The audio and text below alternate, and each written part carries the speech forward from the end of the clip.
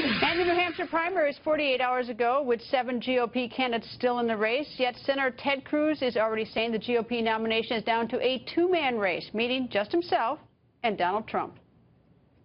One of the most important conclusions coming out of these first two states is that the only candidate who can beat Donald Trump is me. The only way to beat Donald Trump is to highlight the simple truth of his record. It is not conservative. Is Senator Ted Cruz right or jumping the gun? Former senior advisor to President George W. Bush, Karl Rove, goes on the record. Karl, Senator Cruz says it's down to two-man race. Is he right or jumping the gun?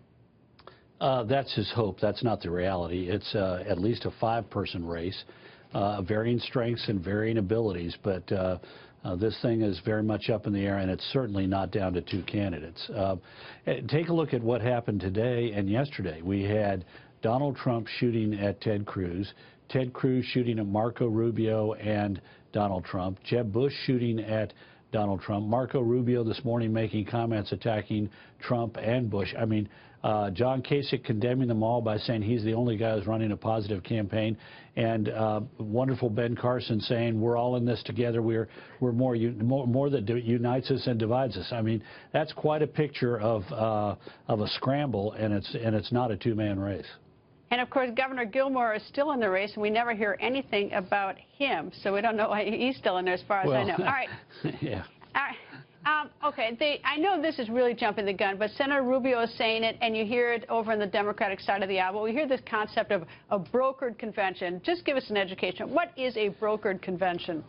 Well, there are two possible definitions of a brokered convention. One version of the brokered convention is that we go into the convention and nobody has a majority and nobody has a clear plurality. And people get in the back rooms and they trade, they argue, they reach agreements, they discuss things, and they emerge, and several different candidates unite behind a candidate and name them. This is what traditionally happened in the 19th century, where we would go to a convention in the 1880s and the 1890s, even in the 1910s and 20s, particularly the 20s, we tended to show up at a convention and nobody had a lead, and sort of everybody got in the back room. The boys smoked cigars, had brown drinks together, and arrived at a conclusion.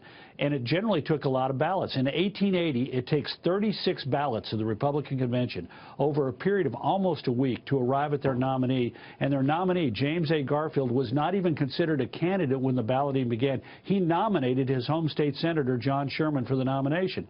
Now, that kind of brokered convention is unlikely to happen this time around. The kind of brokered convention we're likely to have is like we had in, say, 1948, where we went into the convention and somebody had a solid lead.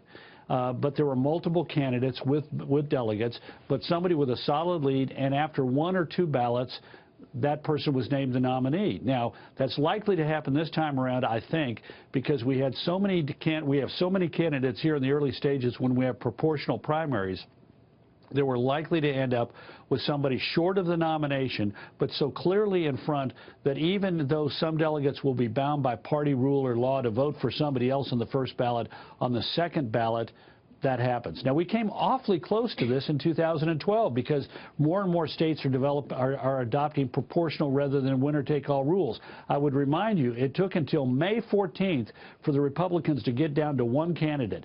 Ron Paul pulled out on that day, and it took until May 24th for Mitt Romney to get 50% plus one of the delegates to the Republican National Convention. That is 2 weeks before the final contest in California, South Dakota, New Jersey on the 6th of June. And we could be there this time around. Karl, thank you.